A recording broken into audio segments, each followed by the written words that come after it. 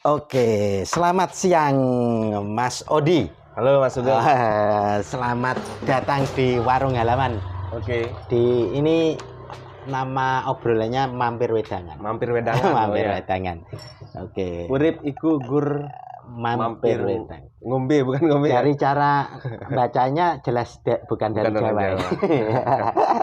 Oke, teman-teman semua, teman-teman Wedangers, karena ini Mampir Wedangan ya Wedangers lah kira-kira gitu. Kita saat ini kedatangan tamu, teman yang satu fakultas dengan saya, cuma nggak ketemu. Nggak ketemu. Beda generasi. Waktu kuliah nggak ketemu. Gitu. Jadi ada Mas Odi, kebetulan saat ini jadi pengajar ya? Ya, saya ngajar di UGM. Di Pusat UGM. Jadi dia yang meneruskan ideologi untuk pengajaran.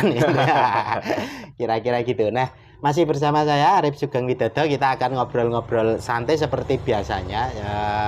Ini seri yang ke-12 Mas. Udah banyak ya Mas ya? Ya. Kalau nggak salah yang ke-12. 12. Atau malah 13 ya. Pokoknya antara itu. Intinya sudah belasan. Udah belasan gitu. Jadi ya teman-teman jadi biasanya sharing macam-macam tema. Jadi, pengalaman sih biasanya. Jadi ini nanti kita mungkin nggak terlalu nyinggung filsafat, walaupun mungkin sedikit akan santai nyinggung. aja. Gitu. Kita ngobrol. Kita akan nyinggung kenapa Mas Odi ini dulu masuk filsafat.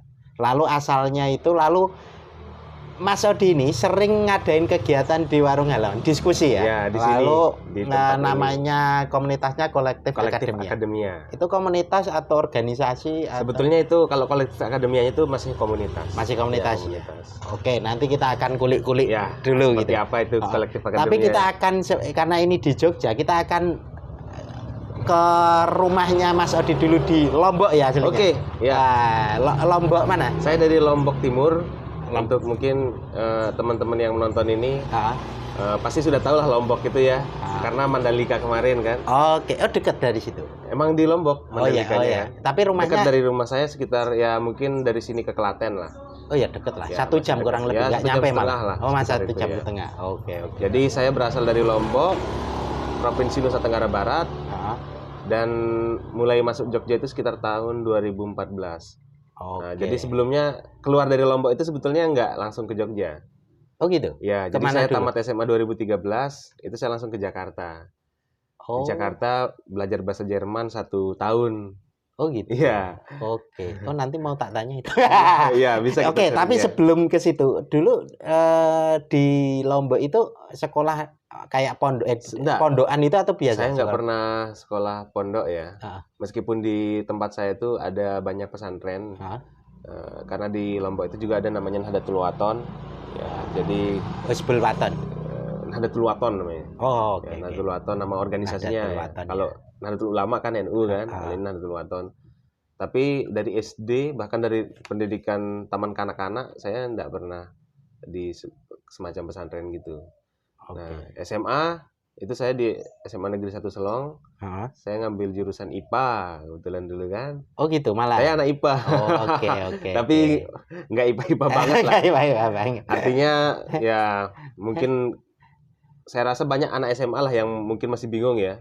Ngambil IPS itu karena apa, ngambil IPA karena apa gitu kan. Ya biasa karena IPA itu kesannya kan lebih orang-orang serius, pinter kan. Nah, kalau IPS itu kayak kesannya kayak main-main, nakal mungkin ya. Nah, jadi saya masuk IPA, kemudian SMA itu sama sekali tidak pernah baca buku-buku yang berkaitan sama filsafat. Buku sastra pun enggak. Oke. Ya. Dan tamat SMA, singkatnya saya ke Jakarta. Belajar bahasa Jerman itu untuk apa? Itu untuk persiapan kuliah ke Jerman rencananya. Oh gitu. Iya.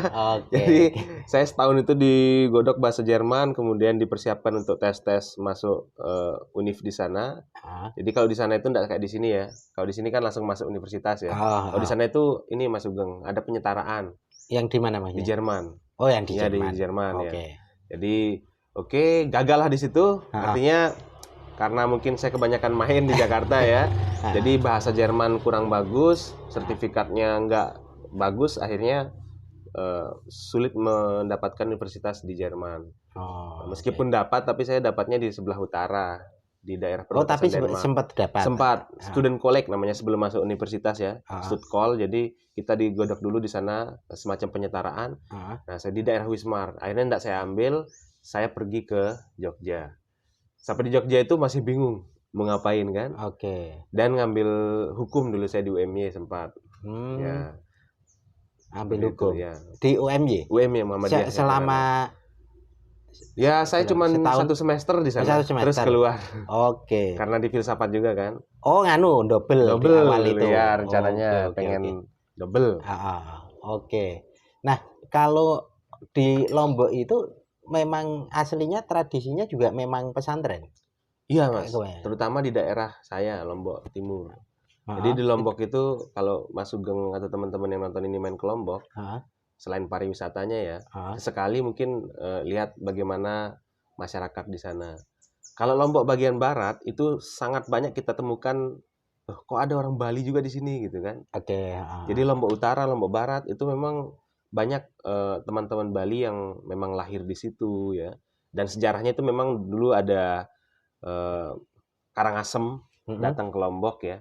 Mungkin orang yang banyak yang membahasakannya mungkin itu invasi atau apa gitu kan. Kita nggak tahu zaman dulu kan. Kalau kita lihat di babat-babat, ada babat Selaparang, ada babat Praia namanya itu. Ya memang Karangasem menyerang ke Lombok. Lalu ketika pasca perang itu banyak yang terkonsentrasi masyarakatnya di Lombok Barat. Makanya seperti Lombok Utara itu banyak sekali. Tapi itu keturunan Karangasem kebanyakan. Dan agama Hindu. Ya, Hindu, ya. Jadi kalau di Mataram itu Mas Sugeng, di sini masjid, di situ pura kayak gitu. Jadi asik pokoknya di Mataram. Nah, tapi kalau tempat saya itu memang seperti di Kudus, seperti di Pantura area. Ini daerah Jombang. Oh gitu. Mirip-mirip kota santri gitu. Gitu ya. Jadi kalau tempat saya itu namanya Kota Selong. Kota Selong itu ibu kota Kabupaten Lombok Timur. Jadi di situ ada pesantren besar sekali di sana. Namanya Nahdlatul Wathon itu. Jadi kalau ke sana ya serasa seperti di Jombang. Gitu. Oke. Karena memang lingkungannya, tradisinya itu ya ininya. Betul. Oke. Karena memang teman-teman yang dari Lombok beberapa itu kayaknya juga pernah nyantri lah. Di sini itu beberapa dulu yang sempat saya kenal, malah walaupun mereka ada apa namanya Hizbul Wathon, Nahdlatul Wathon, itu di sini juga dulu dekat dengan teman-teman NU, itu beraktivitas dengan NU. Karena secara kultural memang dekat 11-12 Mas. 11-12. Ya. Jadi ketika orang NU itu ke kultur masyarakatnya NU, ya seperti di rumah rasanya. Gitu ya. Ya. Lebih ke anu aja ya, beda brand aja lah. Ya, brand dan organisasi mungkin. Mungkin mereka yang pendirinya ini satu guru mungkin ya. Jadi coraknya itu kemudian sama ya. Jadi tahlilan juga, kemudian maulid. Unik lah. Jadi kita merasakan vibe Nahdien di Jawa dengan di Lombok itu mirip sekali. Mirip-mirip ya. Oke. Lalu waktu di Jakarta kok kepikiran waktu di Lombok ingin sekolah di Jerman? Itu unik itu. Karena hidup saya itu mungkin orang kalau hidup itu planningnya matang gitu ya. Kalau saya dulu gini Mas, kan dulu kalau pas SMA itu saya kerjaannya festival band, main band terus di sana festival pelajar kan, masih zaman-zamannya 2009, 2010, 2011, 2012 itu kan itu menjamur sekali itu festival-festival pelajar kan. Nah, saya fokus di situ, nggak fokus di akademik. Nah, suatu singkat cerita, sewaktu pulang sekolah, saya menemukan brosur selebaran. Nah, biasa kan kalau ada lembaga-lembaga agen-agen studi itu kan pergi ke pelosok-pelosok nyebarin brosur. Saya bawa pulang. Seketika itulah saya pengen kuliah ke Jerman seperti itu kan. Itu kelas berapa? Itu kelas 3 menjelang UN, menjelang UN itu. Jadi langsung saya pengen kuliah ke Jerman, dan di sekolah di SMA dulu saya dapatnya bahasa kan, selain bahasa Inggris kan ada bahasa ini kalau di SMA dulu kan ada bahasa Arab, bahasa Jerman ya. Nah, kebetulan angkatan saya itu dapatnya bahasa Arab. Nggak dapat bahasa Jerman. Oh gitu. Ya. Itu basis karena mayoritas milihnya banyak yang bahasa Arab. Kita nggak milih, memang dipilihin sama. Oh gitu. Iya. Jadi kayak mungkin kalau di angkatan di bawah saya itu Jerman, yang angkatan di atas saya angkatan saya Arab, nanti di bawah saya Jerman, di bawah lagi Arab, kayak gitu. Jadi selang-seling. Ya. Tak kira polling dulu ini mereka lebih banyak yang mana itu. Enggak, jadi kita memang terima aja mau diajarin apa gitu.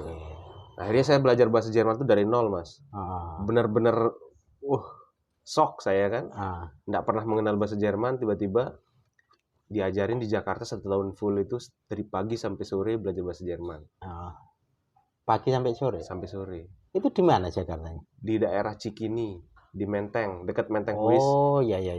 Kalau nggak salah nama jalannya itu Rasuna Said. Oh itu dekat ada masjid Cut Mutia. Dekat-dekat ya? situ dah, dekat-dekat Cut Mutia. Ada Mandiri besar tua di sana, samping itu. Namanya ya nantilah, nggak usah kita sebut brand ya. Nah disitulah saya belajar bahasa Jerman. Di situ. Itu kawasan yang lumayan elit lah. Iya, Menteng itu kan memang kawasan elit. Jadi di Jakarta pun ya saya masih belum di Jerman ngambil jurusan apa gitu kan. Karena saya IPA, ya saya pengen ngambil jurusan automobile ya biasa gitu. Otomotif ya, kayak BMW gitu ya. Kayak Mercy kan dari Jerman semua itu kan. Kayak gitu. Jadi pandangan saya ya masih belum terproyeksikan ke filsafat sebetulnya. Sama sekali Mas, saya mengenal filsafat itu pun enggak. Waktu itu ya? Dan bahkan setelah di Jogja pun. Nah, dibandingkan teman-teman saya yang sudah lebih dulu mengenal filsafat, biasa anak-anak pesantren kan. Ya mereka sudah bacaan sastra, filsafat. Dan biasa anak filsafat itu kan diawali dari sastra kan. Mereka suka baca sastra, kemudian tertarik ke bagaimana pemikiran-pemikiran filsafat. Oke. Lalu kok pada akhirnya milih filsafat itu? Itu walaupun setelah itu dua ya, hukum sama hukum dulu. Baru dulu ada SBMPTN, sekarang masih ada ya. Jadi saya keterima di hukum dulu, sudah registrasi jadi mahasiswa UMI. Kemudian SBM saya sebetulnya iseng-iseng aja Mas, serius. Waktu itu. Pilihan kedua itu dulu. Ya, jadi saya nggak tahu ini filsafat ini apa, tapi kebetulan pas SMA juga saya sempat sih baca-baca seperti Jalaluddin Rumi. Ya adalah, tapi nggak tahu itu filsafat. Yang saya baca itu ya random aja saya baca. Tapi saya nggak tahu kalau yang saya baca itu literatur filsafat kayak gitu. Sampai di Jogja pun ya Pak, sebelum itu kan Jakarta selesai toh ya. Akhirnya saya ke Jogja aja lah. Gimana kok mikirnya? Oh gini Mas. Nanti balik ke situ loh ya. Tapi ini biar runtut aja. Ya. Jadi pas di Jakarta itu kan kita buka-bukaan aja. Nilai bahasa saya jelek. Ya. Kan kalau di Jerman itu kan dari A1, A2, B1, B2, C1. Kemudian seterusnya. Nah, saya cuma lulusnya itu sampai A2, A2 namanya. A1, A2, B1 gitu kan. B1 itu artinya 1. Itu jenjang bahasanya. Mungkin ini mirip seperti bahasa Prancis, bahasa Jepang ya. Nah, nilai saya jelek, visa saya tertolak terus. Akhirnya saya di sana ngelihat teman saya sudah berangkat semua kan, Mas. Jadi tertekan saya kan. Tahun baru 2014. Itu bener-bener teman-teman saya pergi itu ikut nganterin ke bandara. Sedih pokoknya rasanya kan. Jadi teman-teman saya sudah pada berangkat. Teman kursus atau juga yang dari Lombok? Teman kursus. Dan dari Lombok juga ada satu yang ikut ke saya. Dan nasibnya sama. Gitu ya. Iya. Jadi unik Mas. Jadi teman-teman saya udah berangkat. Jadi saya itu semacam kayak tertekan, kayak halu sendiri gitu loh. Setiap tidur mimpinya udah di Jerman gitu. Akhirnya sudah sampai titik puncak di mana orang tua juga sudah kecewa ya. Dan nilai saya nggak bisa saya kejar, visa ditolak terus. Akhirnya saya memutuskan untuk refreshing ke Malang. Kami dari Jakarta sama teman les saya, ada 4 orang pakai kereta dari Jakarta di Pasar Senen, langsung ke Malang. Nah sampai di Malang, saya melihat karena saya punya ikatan emosional yang cukup kuat dengan kota Malang, karena dari kecil suka main ke sana kan. Oh, liburan, ya ada keluarga juga di sana. Oh gitu. Dan anak Lombok juga banyak sana. Tapi saya mikir kalau aku di Malang kan udah memutuskan nih udah untuk keluar dari tempat les itu, les Jerman itu, udah memutuskan untuk tidak berangkat ke Jerman. Kalau saya milih Malang, suasananya, maksudnya saya sudah tahu gimana kondisinya. Sudah sering lah. Nggak hal yang baru gitu kan. Dan nggak tahu kenapa saat itu saya Jogja aja dah gitu. Akhirnya saya komunikasikan ke orang tua, saya mau ke Jogja. Bukan, saya belum bilang mau kuliah. Saya mau ke Jogja. Sampai di Jogja disambut sama teman-teman di sini, sama keluarga saya juga, kakak sepupu yang kuliah di sini. Saya numpang di beberapa kontrakan lah, nomaden lah kita kan. Tapi numpang, udah ada kenalan tuh. Udah banyak. Ya? Anak Lombok banyak sekali di sini, Mas. Oh iya. Apalagi daerah-daerah Kasihan itu, kampus-kampus Kasihan, terus dekat-dekat Giwangan tuh banyak sekali anak Lombok. Nah, saya numpang di kontrakan mereka. Akhirnya saya lihat teman-teman saya kan, wah kuliah ini, mereka bangun pagi pergi kuliah kayak pengen gitu kan. Saya sudah setahun nih udah enggak kuliah kan dari tamat SMA, sementara teman saya itu udah pada kuliah. Jadi saya telat setahun kan. Akhirnya saya pinjam motor teman saya, ingat pagi-pagi tuh. Pinjam motormu. Pergi ke UMY. Langsung daftar, langsung ujian, langsung lulus hukum. Oh, langsung itu. Langsung. Ya. Wah, udah ini jadi mahasiswa gitu kan. Udah nyantol lah di Jogja jadi mahasiswa gitu kan. Terus SBM, oke, saya persiapkan untuk SBM akhirnya. Nah, lucunya itu Mas, di tempat les itu kan ada banyak teman-teman ya. Terus pada guyon tuh, kamu ngambil jurusan apa gitu. Nah, saya nyeletuk gitu. Wes, kamu ngambil jurusan filsafat aja, paling nggak ada yang ngambil itu, pasti lulus. Saya bilang kan saya ini ngece istilahnya, kayak saya guyon-guyonin teman-teman itu. Wah, kamu ambil aja itu jurusan hantu, saya bilang kan. Ujung-ujungnya saya ternyata yang masuk kan. Milih juga iya. Gitu. Milihnya itu pun di injury time, Mas. Jadi kalau orang kan milih jurusan itu mungkin dia riset dulu kan. Ada dia lihat misalnya dari SMA itu dia misalnya ngefans sama Habibie misalnya. Dia ngambil jurusannya fisika yang berkaitan lah sama teknik. Ada yang ngefans sama macam lah gitu. Tapi kalau saya enggak, pas milih di komputer kan, daftar SBM, saya pilih pilihan pertama hukum UGM. Nah, hukum ini saya ditolak, saya mau hukum. Fakultas hukum ya. Hukum UGM pilih, pilihan keduanya saya pilih apa ya? Tetangganya aja lah. UB kan, tapi jangan. Saya pengen di Jogja. Kalau saya pilih pilihan kedua, nanti enggak lulus di hukum, mungkin ke Malang lagi kan. Pilihan keduanya saya lihat apa yang bisa jadi ban serep gitu. Sorry ya, ini bukan berarti merendahkan filsafat, tapi itu karena orang awam ya. Dan banyak terjadi saya rasa sampai saat ini anak seperti saya itu yang asal milih gitu. Saya pilihlah filsafat pilihan kedua, psikologi UB pilihan ketiga. Oh, pilihannya ada 3. Ada 3 Mas. Tapi itu logikanya kan kalau pilihan pertama itu nggak nyandak nilainya, nggak cukup, ya dioper ke pilihan kedua. Nggak mungkin langsung ke pilihan ketiga kan, kayak gitu. Nah akhirnya oke, tes SBM, singkat cerita pengumuman, saya lihat kan, login dulu nih kan. Selamat, kaget saya kan, diterima di Gajah Mada, Fakultas Filsafat. Seneng kan, setelah itu seneng, ngerem dulu kan. Filsafat ya. Saya bingung mau ngasih tahu orang tua ini seperti apa gitu. Gitu ya. Orang tua juga nggak familiar ya. Nggak tahu dia saya milih apa. Di SBM itu orang tua nggak tahu. Mungkin saya pernah spill cerita dikit-dikit tentang hukum ya. Saya mau ambil jurusan hukum, pernah mungkin dikit-dikit. Tapi kalau filsafat ini nggak saya cerita. Hanya saya dan Tuhan yang tahu pada saat itu. Jadi saya milih itu ketika pengumuman. Akhirnya saya telepon orang tua kan, malam-malam itu, ingat bulan puasa maghrib kalau nggak salah itu. 2014. Saya telepon, halo Bu, keterima nih di UGM. Alhamdulillah. Tapi jurusannya filsafat. Oh ya nggak apa-apa. Nah kebetulan bapak saya kan orang UIN. Oke. Kalau mana? Ampel.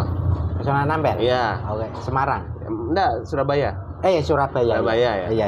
Jadi kalau orang UIN itu mungkin agak familiar ya dengan filsafat kan. Tapi filsafat Islam mungkin ilmu kalam kayak gitu, tasawuf mungkin ya. Tasawuf biasa kan filsafat Islam itu banyak ngomongin tasawuf. Oke, bapak saya ya lanjutkan lah gini. Nah, jadi itulah ceritanya saya mulai masuk ke gerbang filsafat itu. Karena mungkin sebuah kebetulan yang yang unik. Saya ngawur juga sih sebetulnya. Seharusnya kan milih jurusan itu kan harus ada yang kita tahu dulu kan. Misalnya kita mau masuk ini ada gambaran lah. Kedepannya mau jadi apa, mau kemana gitu kan. Seperti itu Mas. Oh, oke. Jadi memang anu ya, di awal-awal sama sekali belum connect ini apa itu. Istilahnya random aja itu. Bahkan semester 1 semester 2 itu pas kuliah itu saya nggak tahu, Mas. Ini orang ngomongin apa gitu kan. Dikasih pengantar. Banyak kan semester 1 itu kan asas-asas filsafat ya. Pengantar filsafat barat dulu apa. Jadi sempat mengalami kejenuhan juga saya dulu. Karena belum kayaknya hal yang berbeda gitu ya. Iya. Dan SMA kan saya IPA kan. Dan tiba-tiba mempelajari hal-hal yang sangat abstrak ya. Dimana ngomongin tentang banyak ya, ngomongin tentang pengetahuan, realitas apa gitu kan. Jadi saya belum connect gitu, Mas. Semester 1 semester 2 itu masih ngeblank. Jadi di kelas itu tapi nilai bagus. Saya lihat caranya gini jawab. Tapi menjawab itu bukan dalam rangka memenuhi keinginan tahuan, keingin tahuan gitu ya. Tapi ya belajar untuk supaya dapat nilai bagus gitu. Akhirnya ya semester 2 itu ya bagus nilai saya. Meskipun belum jatuh cinta dengan filsafat ya. Gitu. Lalu mulai sepertinya kok kayaknya tak terusin aja, kayaknya asik deh. Ya, itu. Lalu akhirnya membuat komunitas diskusi temanya filsafat bareng teman-teman itu gimana? Jadi setelah semester 2 itu gimana? Jadi setelah itu kan semester 5 baru saya merasakan bahwa ternyata saya harus tetap di sini. Saya harus bergelut di sini gitu. Saya mulai tertarik. Artinya ya mungkin itu telat sekali ya. Semester 5 baru paham ini epistemologi itu apa, ontologi itu apa ya, aksiologi, ini ada etika, logika juga. Baru semester 5 itu baru saya merasakan asik juga ya filsafat gitu kan. Nah, saya memutuskan untuk tetap di situ. Nah, luluslah saya di S1 pada tahun 2018, Mas. 2018 saya lulus S1. Kemudian itu kondisi pada saat itu ya saya sudah mantap lah di filsafat. Jadi sudah enggak mau pindah jurusan lagi. Dan memang saya enggak seperti teman-teman lain. Semester 2, semester 3 itu mereka tes lagi kampus lain, saya enggak. Saya nikmati, saya bilang mungkin belum saatnya. Belum saatnya saya merasakan jatuh cinta dengan filsafat itu. Semester 5 itu baru saya merasakan asik. Lulus S1 saya lanjut S2, Mas. Mau nyari kerjaan tapi ya saya terusin aja gitu kan. Karena sudah sejak lulus S1 itu saya sudah punya tekad saya harus jadi dosen. Disitulah titik baliknya ya atau turning point-nya. Saya memutuskan untuk saya harus jadi dosen.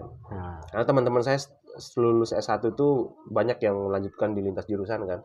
Ada yang di MMUGM, manajemen di Visipol. Di FIB banyak gitu. Nah, saya setia di situ, saya ambil S2 langsung filsafat tanpa jeda. Lulus 2018 pun saya langsung masuk. Itu pas S2. Lulus bulan apa tuh? Saya lulus S1-nya itu. S1-nya itu kalau nggak salah April. Oh, berarti Agustus sudah masuk kuliah. Jadi cuman jeda berapa bulan kan? Akhirnya saya langsung kuliah. Nah, di S2 itulah momennya kenapa saya mendirikan komunitas filsafat yang bernama Kolektif Akademia itu, Mas. Jadi di S1 kan ya kelas itu enggak mungkin bisa menjawab semua ekspektasi kita kan. Waktunya juga kan terbatas sekali itu. Cuman 120 menit, cuman 90 menit kan kalau 2 SKS itu. Jadi sangat terbatas di mana ya kita akan mengembangkan diri di luar. Dan di fakultas itu kan banyak sekali, Mas ya. Kogito kalau di filsafat UGM ya, kalau teman-teman yang mendengar ini itu biasa. Tapi itu belakangan sih, Mas. 2012 baru digagas. Yang apanya? Kogito itu. 2012 baru digagas. Anak-anak 2012 yang digagas gitu. Tapi saya dulu enggak aktif di situ, Mas. Jadi kalau mahasiswa saya sekarang nanya, Mas Odi dulu Kogito ya ini. Enggak, saya anak sandi. Anak musik gitu. Jadi ya orang pati filsafat lah. Sing penting agama kan. Sing penting UGM kan. Ya enggak seperti teman-teman diskusi gitu kan. Akhirnya setelah S2 saya menyesal. Kenapa saya enggak aktif? Artinya masuk di circle UKM yang fokus diskusi filsafat atau setidaknya ya jurnalistik lah kayak Pijar itu ya.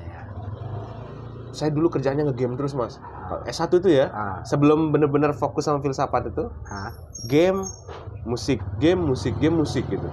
Game online itu. Game online. Iya, jadi kupu-kupu saya dulu Mas. Kuliah pulang. Oh gitu. Pergi kampus, habis mata kuliah, mata pelajaran kan, udah kelar kelas, pulang langsung ke warnet, langsung pergi ngeband, main-main gitar di kosan. Itu. Jadi sama teman-teman saya S2, ayo kita bikin komunitas diskusi filsafat. Tapi tujuannya gini bro, saya bilang. Kita bikin komunitas yang nggak terlalu filsafat. Maksudnya kita tetap bahas filsafat, tapi terbuka untuk orang luar. Artinya ya kita kemudian memperkenalkan filsafat ke teman-teman yang jurusan-jurusan, bahkan jurusan kesehatan, jurusan agro gitu kan. Sehingga mereka tertarik lah sama filsafat gitu kan. Oke, termasuk ya Mas Lingga, Mas Agam. Oh dia di atasmu ya angkatannya? Iya, meskipun SMA-nya satu angkatan, tapi saya telat setahun kan. Oh ya berarti. Ya. Tapi kalau di kampus, dia duluan 2013, saya 14 kan. Akhirnya saya bertiga dulu, saya, Agam, yang sekarang di Ngeluar, terus kemudian satu lagi Meta, itu teman saya dari Timor Leste, yang sekarang jadi wakil rektor di Timor Leste. Oh gitu. Institut Filsafat Katolik gitulah, ya di seminari di Timor Leste di Dili.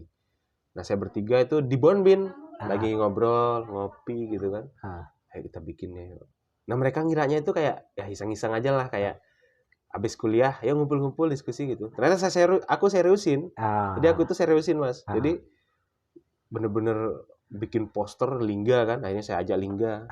Ayo Ling, dia bisa bikin poster kan. Ayo kita mau bikin diskusi ini, forum ini. Sama Rangga dulu di awal-awal, Mas Rangga. Dosen filsafat juga sekarang. Akhirnya itu satu angkatan pas S2. Sama ada satu Dil. Ingat kan Dil? Yang dari Kalimantan. Oke. Ya, Dil. Nah, jadi saya, Agam, Meta, Lingga, sama Dil. Itu 5 orang yang awal di CA. Oke. Seperti itu. Akhirnya masuk IAS ya. Iya. Itu anak Amikom. Tapi senang filsafat akhirnya. Iya. Teman kos saya dulu di Condong 1 dekat UPN. Nanya kan, Mas ini. Oh kamu suka juga baca-baca buku kayak gini, saya bilang kan. Nah mending kamu ikut diskusi kita setiap malam. Di mana Mas? Di kafe, kita cari-cari kafe lah. Bebas kita cari-cari aja kafe, nanti di situ kita diskusi. Minggu ini siapa pematerinya? Oke ikut lah. Nambah lagi teman kan satu IAS, dia orang Amikom. Akhirnya nyebarlah poster-poster ini. Kita buat Instagram kan. Akhirnya banyak Mas datang dari berbagai macam penjuru lah, dan itu beda-beda orang. Sebelum kenal Mas Sugeng dulu kan, ya kita tuh nomaden Mas di kafe-kafe di Jogja, di Jakal, macam gitu kan. Dan kalau kafe itu kan modelnya kita pertama makanan minumannya mahal, ya, dan juga space-nya terbatas. Tidak seperti di warung halaman kan, seperti kelas ya, kayak seperti memang ngeblok. Makanya kalau di Jogja itu, kalau teman-teman yang dengar ini pernah atau jarang main ke Jogja atau enggak domisili Jogja, kafe-kafe di Jogja itu yang banyak anak mahasiswa pakai diskusi, itu biasa ada banyak macamnya. Dan konsepnya seperti ini. Jadi dia memanjang. Jadi enggak kemudian bisa gitu ya. Kayak di kafe-kafe modern gitu lah. Kayak contohnya yang daerah-daerah Serowajan, dekat UIN. Itu kan gini semua konsepnya kan. Makanya situ sering dipakai diskusi. Akhirnya Lingga lah yang mengenalkan saya dengan Mas Sugeng. Kebetulan kami itu sudah bingung kan nyari kafe. Itu 2009 atau masih 2019 itu. 2019 itu kan. Kami nyari kafe di sana. Tapi nanti teman-teman mohon maaf kan namanya anak kosan kan. Untuk beli kopi seharga 18.000, 20.000 itu kan masih mikir lah maksudnya kan. Dan kita juga nggak enak sama yang punya kafe kan kalau nggak beli banyak gitu kan.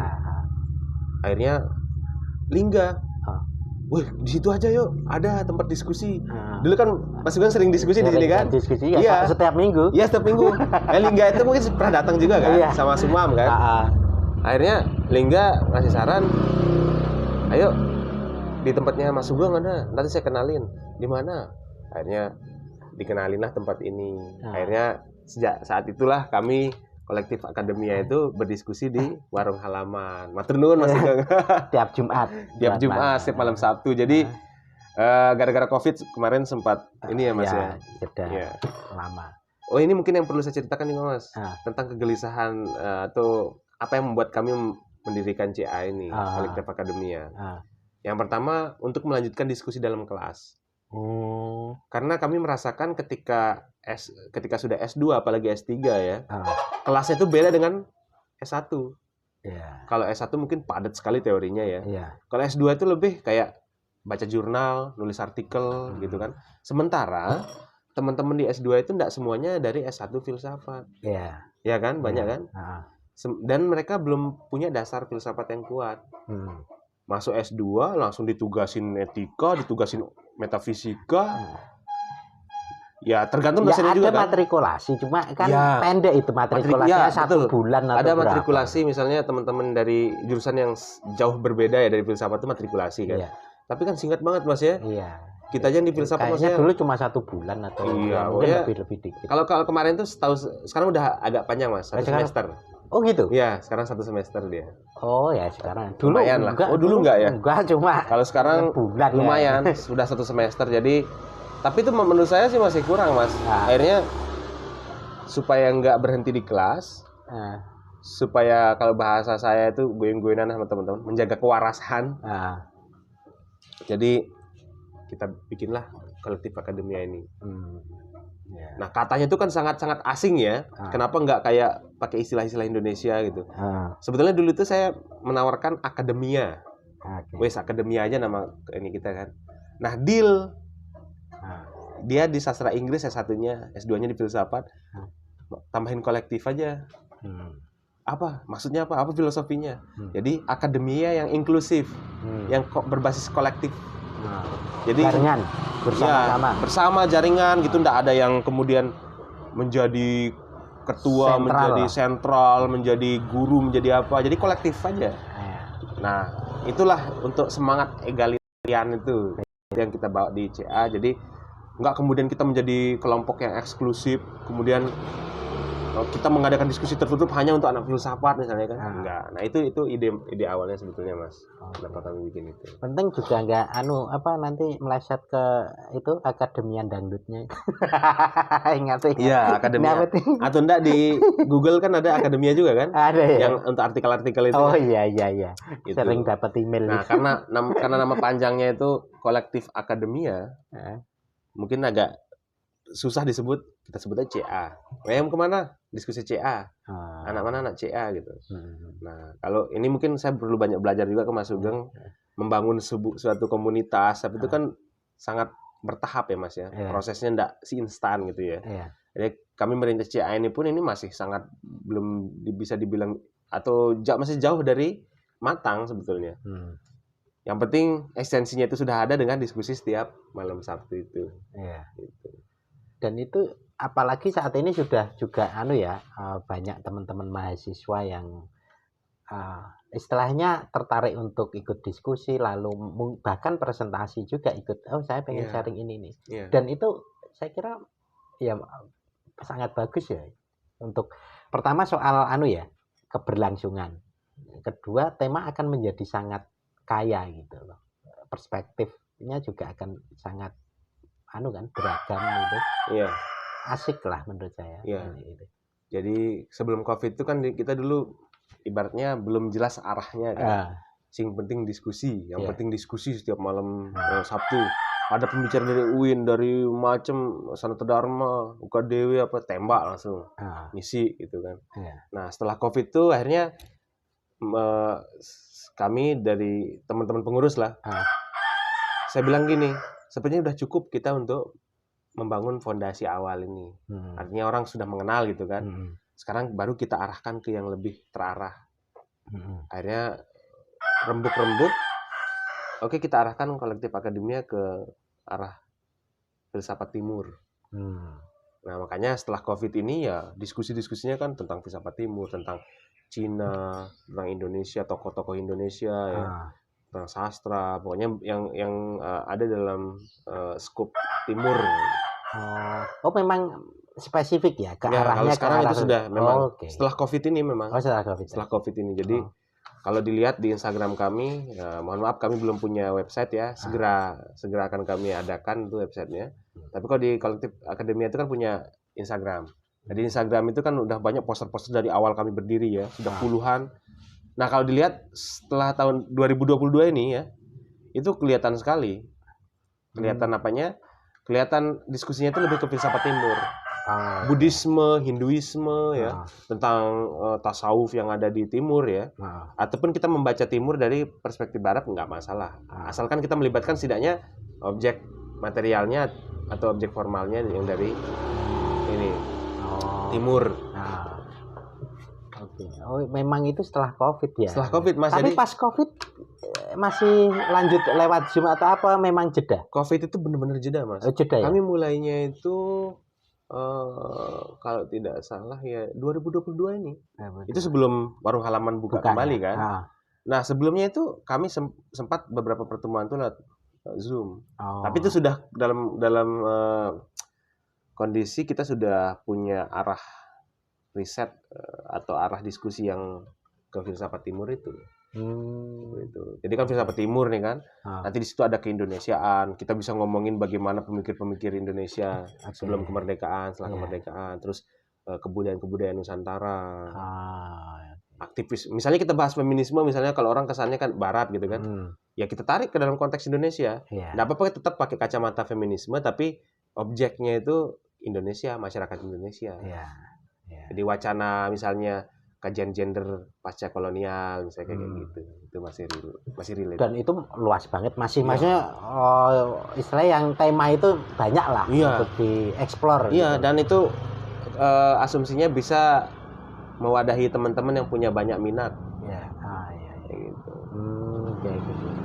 Nah, asik ya karena diskusi itu untuk apalagi filsafat ya, itu ruang untuk istilahnya orang juga di kampus kan terbatas ya, untuk diskusi aja orang mengungkapkan untuk mengungkapkan ide itu kan juga kadang terbatas. Nah, komunitas-komunitas itu kan membantu untuk eksplor banyak isu, banyak topik, lalu orang pada akhirnya karena nggak dalam tanda kutip formal, dia lebih nyantai untuk sering ngobrol, mau bertanya, nggak rikoh lah mestinya lah ya.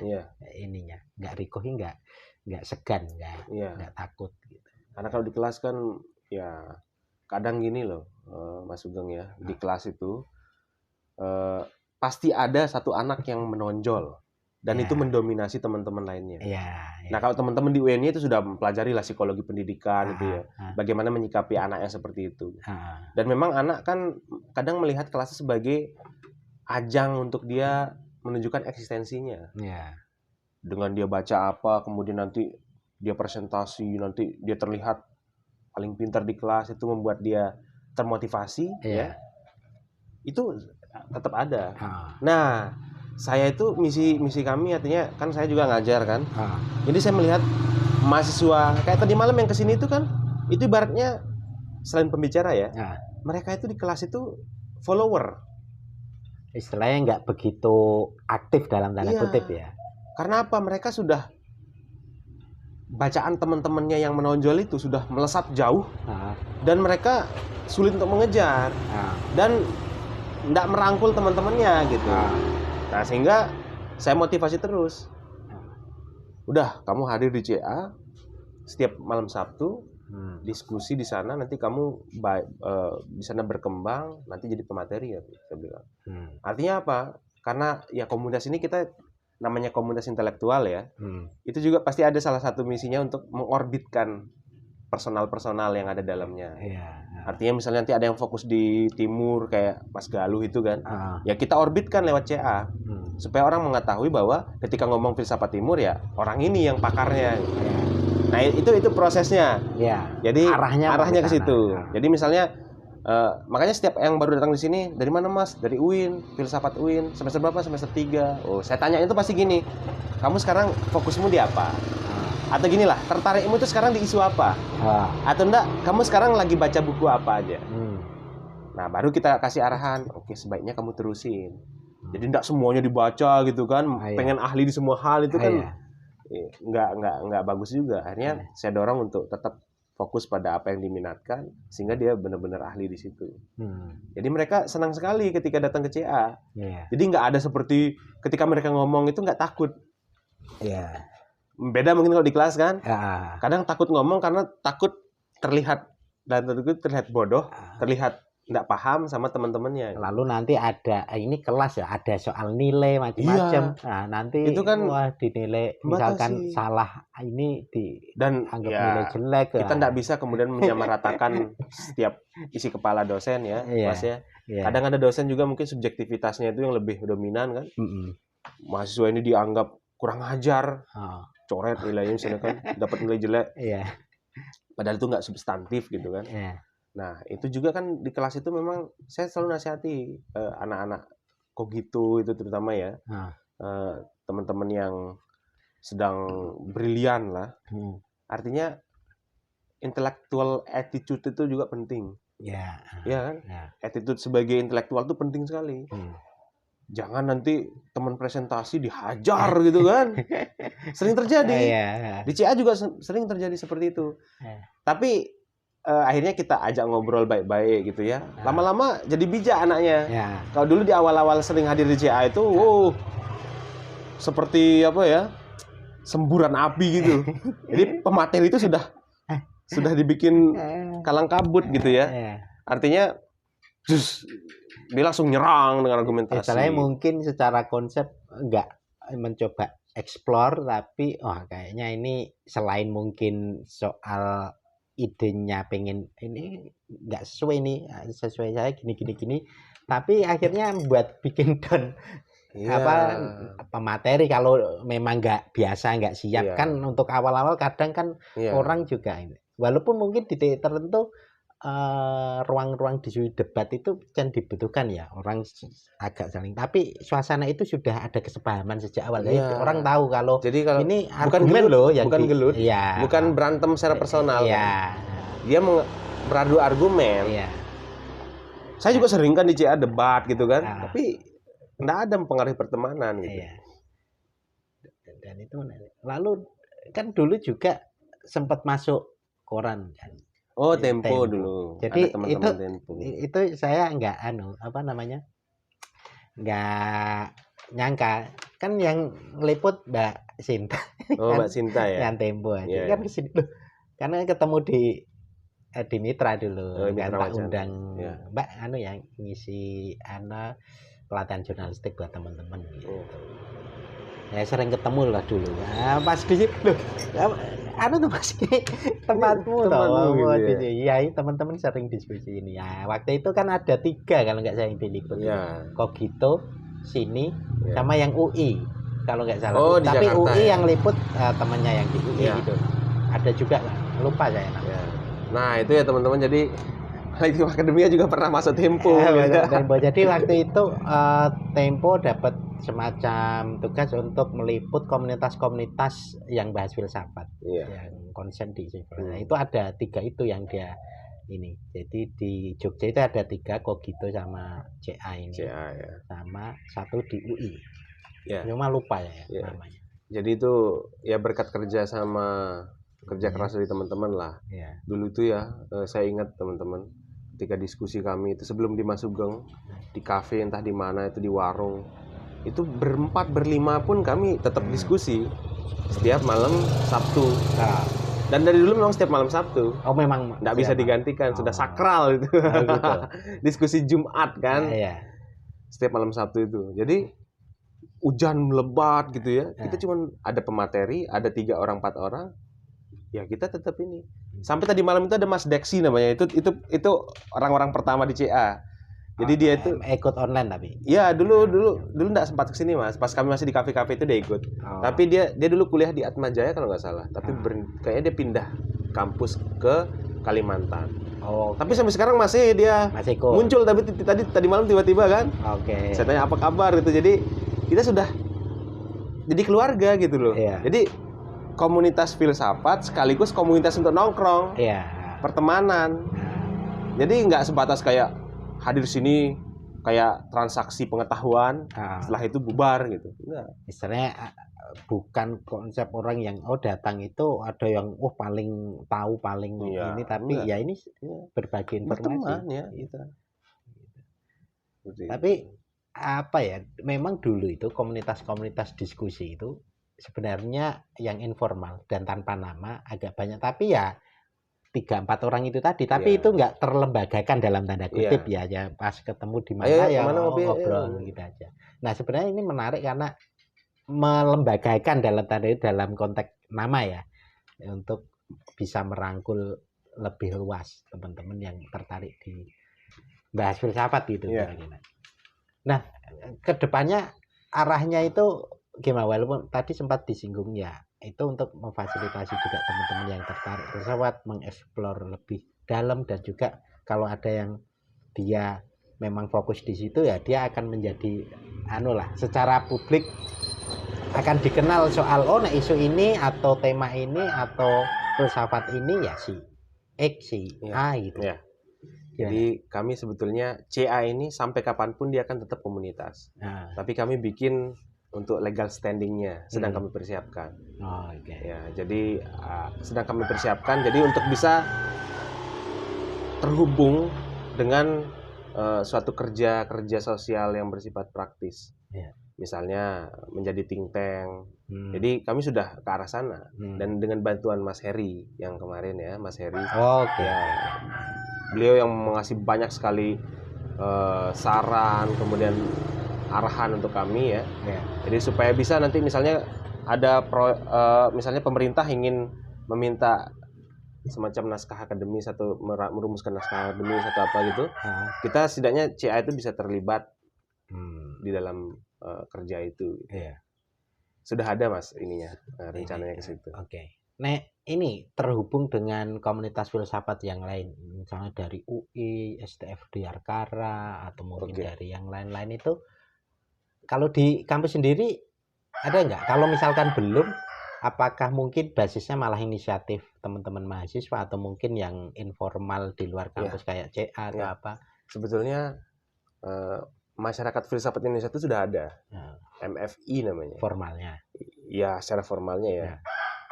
Itu sebetulnya di luar konteks institusi, kayak Diarkara, UI, UGM, UIN itu sebetulnya bukan mereka yang benar-benar menggagas itu. Tapi mahasiswa-mahasiswa ini, mereka mendirikan sangat banyak kan, gara-gara COVID ini banyak sekali komunitas filsafat. Itu baru juga? Banyak, tapi ada yang baru. Ada yang baru kayak kelas isolasi itu kan, yang didirikan oleh Mas Harif itu, dosen Unpar ya, Parahyangan. Itu gara-gara COVID dia bikin kelas isolasi namanya. Kelas isolasi, jadi ya daring dulu kan. Filsafat juga banyak Mas, di Malang ada. Nah sehingga ada namanya Pilofest, Festival Filsafat Indonesia itu kan. Itu siapa yang gagas? Itu ya komunitas-komunitas itu. Gitu. Nah tapi CA belum terlibat di situ ya. Artinya mungkin kedepannya ya kita nggak tahu ya. Kalau kita diberikan kesempatan untuk terlibat, kita dengan senang hati ya. Artinya iklim filsafat Indonesia ini sudah mengarah ke hal yang optimistik, yang menjanjikan lah Mas. Artinya kalau dulu mungkin nggak tahu ya, ini mungkin Mas Sugeng, saya nggak tahu ya di eranya Mas Sugeng apakah sudah seperti ini menjamurnya komunitas-komunitas filsafat misalnya kan. Kalau di era saya, terutama tahun 2022 ini, sudah ibaratnya ngomongin filsafat itu sudah nggak terlalu asing lagi. Kalau dulu kan filsafat apa itu, kalau sekarang sudah ini berkat dari teman-teman yang ini kayak seperti CA ini. Ada banyak kan yang sejenis juga dengan CA. Dan basis komunitas itu sebenarnya malah menarik untuk terus dirawat ininya. Bayangin kalau kita bikin CA tapi ada LK-nya kan. Latihan kepanjangan LK? Yang apa? Latihan kepemimpinan ya. LK2, LK1 gitu kan. Jadi kaderisasi. Kan nggak asik kan. Senioritas apa kan nggak asik. Jadi meskipun anak baru masuk kuliah, ketemu sama Sugeng, manggilnya kan Mas gitu kan. Halo Mas gitu. Nek di NGO itu tradisinya malah gitu. Saya jarang manggil senior saya dalam konteks lebih duluan mereka aktif itu. Iya Mas, kemarin yang sama Mas On itu udah generasi yang jauh banget. Iya manggilnya saya Mas. Iya. Mbak Istiatun itu ya senior jauh banget. Mbak Istiatun hampir rata-rata tradisinya gitu. Karena sebenarnya lebih ke ini sih, karena kita lingkungannya memang cenderung egaliter yang di ini. Tadi panggilan Bapak Ibu itu sangat formal gitu. Iya. Jadi teman-teman ya ada gap biasa, gitu ya, ada jarak gitu ya.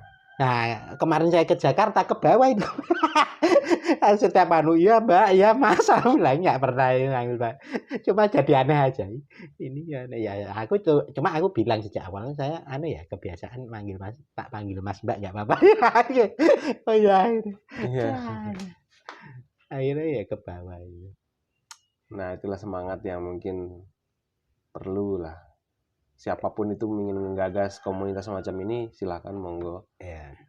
Artinya berpengaruh sekali lah untuk diseminasi pengetahuan filsafat. Jadi orang ya mungkin kita bukan membuat komunitas untuk merawat filsafat ya. Tanpa filsafat pun manusia bisa hidup gitu kan. Tapi ya setidaknya kita bisa bergerak dalam suatu gerakan literasi lah namanya kan. Dan sekarang mungkin juga istilahnya ada artis yang di filsafat, ada memang dosen yang artis dalam arti sering di televisi itu juga secara popularitas membantu orang mengenalkan filsafat. Cuma kan luaran ya, lihat ada Rocky Gerung, ada Dian Sastro, ada ini. Tapi itu kan ruang-ruang masih umum gitu loh. Nah, komunitas ini akan menjadi lebih asik lah saya kira. Ya. Mungkin kita kalau mau ngomong panjang lebar itu mungkin tidak cukup kalau di sini cukup ya. Gitu. Mungkin ini jadi kurang lebih ini sudah hampir udah 1 jam lah kurang lebih. Nggak terasa ya? Nggak terasa. Ya kurang dikit ya. Iya, nggak kerasa. Nah, sebagai penutup closing inilah menurut Mas Odi kira-kira ke depan itu filsafat itu positioningnya sebenarnya urgensinya seperti apa?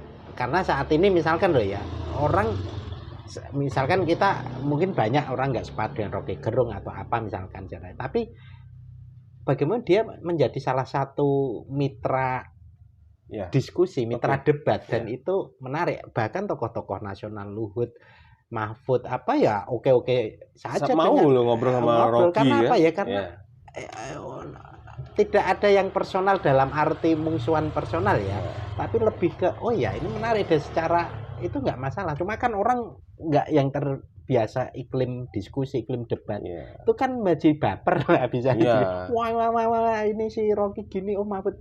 Nah menurut saya itu menarik. Tidak sepakat apapun kita terhadap seseorang secara ide itu menurut saya menarik untuk terus ruang-ruang diskusinya itu loh yang di ini. Menurut sampean gimana itu? Kalau saya relevansi filsafat ke depannya itu kalau dalam secara institusional seperti kampus dia kita sangat bisa positioning filsafat itu sebagai secondary research. Artinya kita nggak kemudian mengambil lahan teman sosiologi, teman antropologi, tapi kita sebagai secondary research. Kita memerlukan data yang mereka himpun, mereka inventarisir. Lalu nanti kita kasih pendekatan yang secondary, pendekatan yang second level berikutnya, pendekatan filsafat.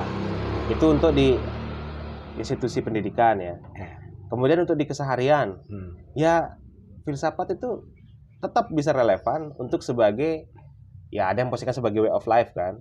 Tapi kalau saya lebih setuju sebagai way of thought, cara berpikir. Kita bisa tahu ada fallacy karena ada logika juga di filsafat kan. Kita dituntut untuk belajar logika supaya tahu mana penalaran yang keliru atau yang sesat pikir mana yang itu logis gitu. Nah, sehingga kita tidak cepat termakan hoax. Kemudian kita bisa mengargumentasi dan berguna Mas di tempat kerja. Ketika interview, ketika apa kita untuk nulis sosial media, nulis jurnalistik gitu kan. Dan yang terakhir segi emosional lah. Artinya kalau dengan kita belajar filsafat itu kita kemudian bisa mengkategorikan realitas. Mana yang personal, mana yang kolektif, mana yang individual, mana yang sosial mana yang publik, mana yang privat. Sehingga ketika berdebat cakar-cakaran di forum nggak baper gitu. Ya. Nah, itu sebetulnya ya 3 lah yang paling sederhana ketika kita berbicara misalnya ya relevansi filsafat ke depannya itu, positioningnya. Seperti itu, Mas. Oke. Oke, Mas Wedi. Siap, matur nuwun. Ini sudah 1 jam dan sudah dijamu. Walaupun ini tidak ya. tidak membahas filsafatnya, tapi ini cerita pengalaman soal ya. Ruang lingkup kesejarahan Mas Wedi, ketertarikan filsafat dan kembang-kembangnya akhirnya. Kalau mau bicara filsafatnya, diskusi CA. Datang ke warung halaman. Datang ke warung halaman setiap malam Sabtu atau hari Jumat ya, mulai jam 7 malam sampai tutup. Sampai tutup. Ya. Oke, gitu ya Mas Wedi. Makasih Mas. Terima kasih banyak ngobrol-ngobrolnya. Teman-teman, sampai ketemu lain waktu. Ya. Oke, makasih. Siap. Asik.